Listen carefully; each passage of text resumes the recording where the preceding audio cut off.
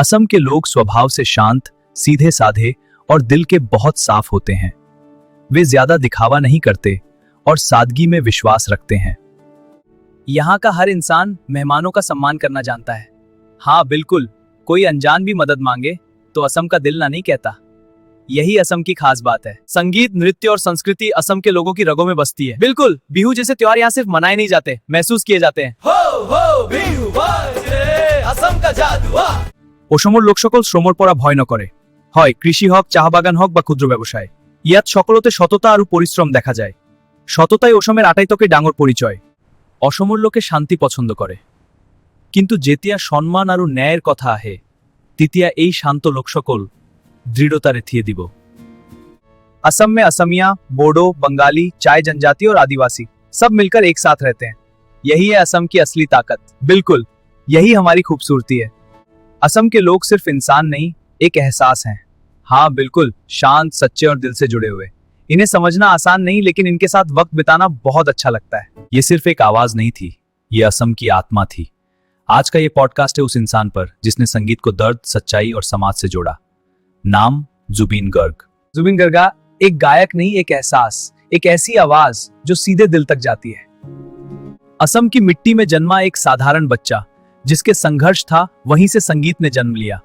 उसके लिए संगीत शौक नहीं था, संगीत उसकी सांस थी। हर सुर में दर्द, हर शब्द में सच्चाई। मंच बड़ा था, भीड़ हजारों की थी, लेकिन आवाज एक ही थी, जुबीन गर्ग। सच्चाई बोलने की एक कीमत होती है और जुबीन गर्ग ने वो कीमत चुकाई।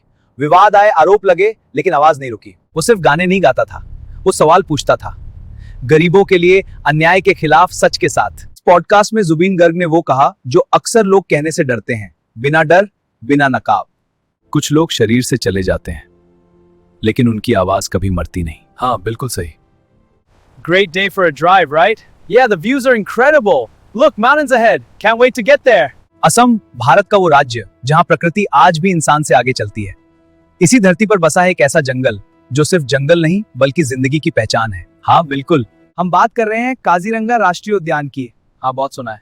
हाँ, ब्रह्मपुत्र नदी के किनारे फैला यह विशाल जंगल, हरी भरी घास के मैदानों, यहाँ की हवा में भी एक अलग ही सुकून है। काजीरंगा पूरी दुनिया में एक सींग वाले गैंडे के लिए जाना जाता है। हाँ, यही सबसे बड़ा घर है। दुनिया भर में जितने भी बचे हैं उनमें से ज्यादातर यही हैं। शुक्र है संरक्षण के लिए। यह जंगल सिर्फ गैंडे तक सीमित नहीं है। हाँ, यहाँ और भी बहुत कुछ है।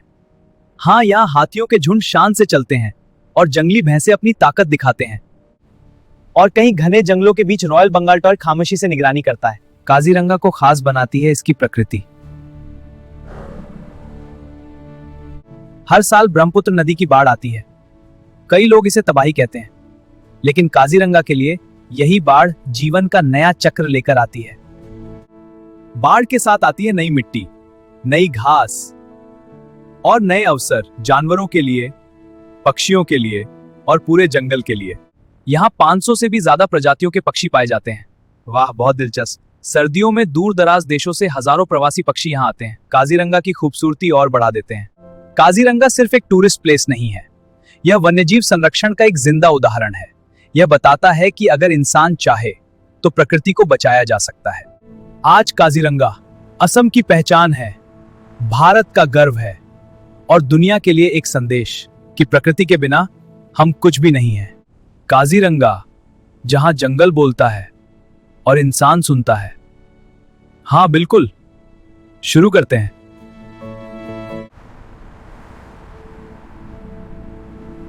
असम भारत का वो राज्य जहां प्रकृति आज भी जिंदा है। ब्रह्मपुत्र नदी के किनारे फैला ये विशाल जंगल